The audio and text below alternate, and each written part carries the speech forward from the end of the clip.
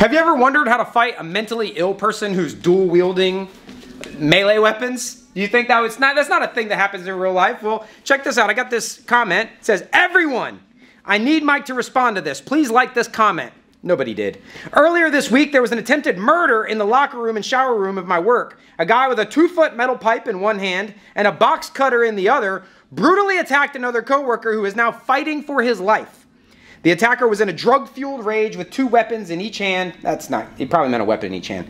"And no one could close distance to help. Please, Mike, as a longtime viewer, make a vid on how you would deal with this.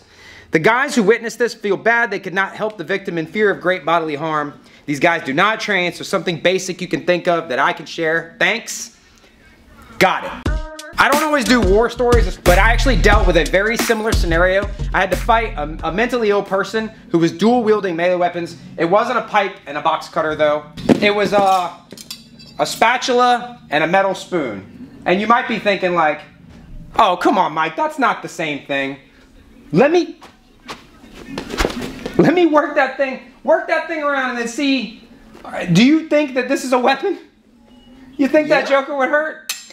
I didn't get hit with it, but my partner did. I'm gonna explain how I was able to close the distance and deal with this guy and what you need to fight a mentally ill dude who's going crazy and wielding 2 weapons. My guy wasn't exactly like a big dude with a pipe and a box cutter. It was a giant mentally ill teenager, but I'm a little tiny guy, and I was tasked with, I'm supposed to be trying to deal with him without shooting him, because what would be obvious is like, okay, we go in there and there's a guy and he's presented his weapons, and then I just would go like, boom, done so, yeah, done, problem solved.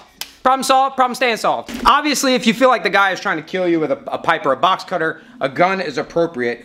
Concealed carry is obviously a great choice. Maybe these guys didn't have that option. I want to talk real quick about the sponsor of this video, Arrowhead Tactical. And you think, what's tactical about sweatpants? Well, have you ever tried to carry a weapon, and whether that's a gun or a box cutter or a spatula or whatever, if you ever try to carry a weapon in joggers or sweatpants, it's impossible. The drawstring doesn't do anything. A belt would look silly on sweatpants, but these guys have put the OmniCarry belt inside the sweatpants. Check this out. The belt is a nylon belt, inside the sweatpants. Because the issue, and you think, well, like, the purpose of sweatpants is to be comfortable. This isn't really uncomfortable. The issue is like how it looks. I would look out of place in here wearing like some 511s and a cover garment, you know, button down shirt because I want to carry a gun, but I'm in the gym. I want to look like I'm in the appropriate attire for where I'm at. That's part of the whole way that self-defense is done. Arrowhead offers complete EDC solutions packaged as like premium athletic wear. You know, you can carry like full-size guns, extra mags. I appendix carry, and it's sturdy, like it's in there. Like you can unholster, reholster, and these things aren't going anywhere, and I haven't even touched this. I put the buckle over here, like I'm trying not to scratch up the back of my guitar. It's got this like, this guy right here, so you can take it off, nice and easy. Slip that on. You can pull that whole thing out, adjust it, put it wherever you want. Great stuff. Go click that link down in the description below if you like athletic wear, you need to work athletic wear either for comfort or to blend in where you're going. Like I can legit carry some serious kit in athletic wear. So here's the problem, Eric. This is what happened. We got the call. Someone said that their teenager was out of control.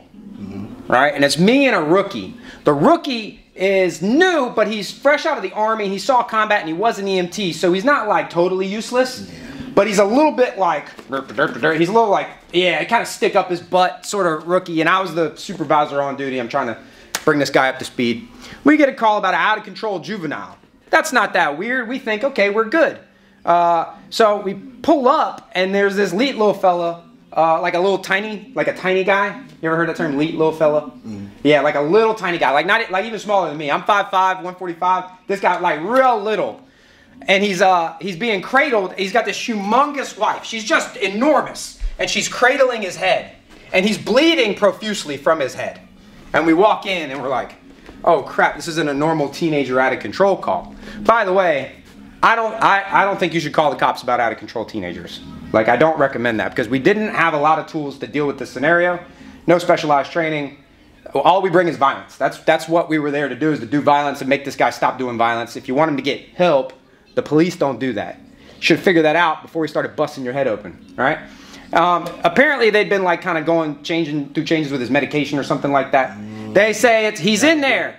Yeah, and I'm like, how old is he? I think he was like 13 or 14. That's terrible. Now the rookie like tries to go open the door, and he's like, go, go, go, go, and he can't get in there. And the kid won't answer and come out. And the rookie's like, can I kick the door open? I think it was his first time kicking a door open. And you know what? Kicking doors as a cop, especially as a patrol cop, harder than it looks. It's harder than it looks. They get more excited about it than you think. It doesn't happen often enough. Like, you don't do it every day. So it's still cool. Like, as cool as you think it would be to kick a door open, like, man, I kind of would like to kick a door open. It is that cool. I let him kick the door. Let him break his foot. That's fine. That's what rookies are for. He kicks the door open. He kicks the door open. This kid is like 5'9", 5'10", probably weighs 200 pounds. And he's in there posed up like a Ninja Turtle, dual wielding a metal spatula and a spoon. The mom is yelling, please don't kill him, please don't kill him, please don't kill him. I don't want to kill him, right? So let's say we're in a scenario where you don't have a gun or you don't want to just kill the guy for whatever reason. In this case, I think we were justified in trying to subdue him other ways. Problem was we were in a little trailer. Pepper spray's no good because we're in a little tiny room. Our person that left the message was in a locker room, and we were in a bedroom of a trailer. Similar, like it's too tight. Pepper spray's not appropriate because you're gonna get it too. Space, yeah, you're getting it too. A wrestling match, not ideal. He's got dangerous weapons. These things the rookie got hit with it. I didn't get hit with the spatula. I let the rookie be the tank. I was the controller. I'll explain in a second. Baton, some people, when they see edged weapons or melee weapons, they want to break out their baton. Like, they want shit to be equal. I don't want equal armament. I want to have advantages. Yeah. Like, I don't want to be like, oh, what do you got? Okay, well, I'll go, you know, pasta spoon, right? And we'll do like this. That's stupid. It's stupid to go melee to melee. You got a guy dual wielding weapons. This is actually a little bit simpler to deal with than someone who only has one weapon. I know you're thinking like 2 is better than 1. Here's my problem. If he only has one weapon and a free hand, he's gonna use that free hand to grab me while he's working that thing and using it and wrestling. And as I'm trying to take the weapon from him, he can use a free hand to prevent me from taking the weapon from him. If a guy is dual wielding, holding them dulos, he's solely focused on working them things. And this kid was solely focused. There was nothing else going on. But yeah, that's all that was on his mind. So he's posted up in his combat pose, ready. You know, like he's on the cover of a comic book. My rookie, a lovely little tank. He steps into the room, stick up his ass, buy the book. Son, we don't want to hurt you. Put down the weapons. But yeah, bro, this kid, he ain't care nothing. He didn't care anything about any of that. I've been doing this a little while. I'm like, okay, cool, we got a tank. And I started looking around for shit. And I was like, oh, here we go. I found a headboard. Found a headboard to a bed, right? And away we go. Here's what you need when someone's dual wielding. You don't need a gun. You don't need a stick. You don't need a spatula. You need some furniture and a friend. Here, go over here. So the thing is, when you jam somebody up with some furniture, and it was much bigger than this, you jammed him up. I had him kind of like this. I think this was good, right? So I'm controlling. I'm shaping the battlefield, debuffing, slowing him down. Tank's doing what Tank does best, running his mouth and taking hits. The rookie decides, as I'm jamming, he's like, oh, let me get in there. And he goes to reach his dumb ass in there and got whacked, yeah, right on the hand. Yeah, I didn't have to tell you what the guy did. He said, oh, I know what to do. Bam! The spatula got him on the back of the hand, left a big gash. He had, like, tactical gloves on, yeah, still with padding. Sharper on the edges. I'm telling you, people laughed at him. I laughed at him. We all laughed at him for getting worked with that spatula. But, dude, I don't want any of that. It was terrible. Here's what I did. You got to mix your furniture use just like you mix grappling and striking in MMA. Okay. In other words, oh yeah, you need to know this too. Right? So I get in on a single in MMA, right? Single's not working out.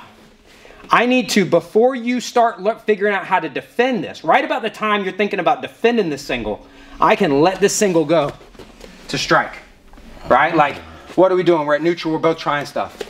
I'm on grappling. You're defending grappling, go to defend grappling, boom, now I'm striking. Okay. So what I did in that little circuit, it goes furniture to grappling, right?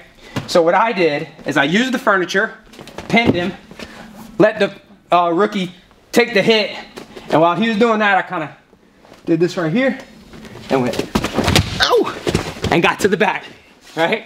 Now on the back, homeboy still had the weapons, but I was in that good remora position, you know, like those little fish that follow sharks around, kind of hard for you to bite me.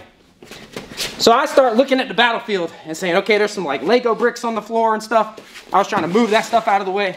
And while I'm moving stuff out of the way and looking this way, the rookie, the tank, grabbed the guy and said, whoa, face first. The problem was, I was right here, all at the time 135 pounds of me, right? So I'm looking this way saying, hold on, let me make some room. I wanted to put the kid down, but I didn't want to put him on, you know, I'm not a monster. I'm not going to suplex him on the Lego, right? So I'm clearing some space, and then he tosses homeboy forwards. So we go, whee! Right? So that's the key. You got a guy with weapons that you have to get to. You don't have a handy projectile weapon because you're not wearing your Arrowhead tactical pants and carrying your pistol. You pick up some shit, just smash him with it. No.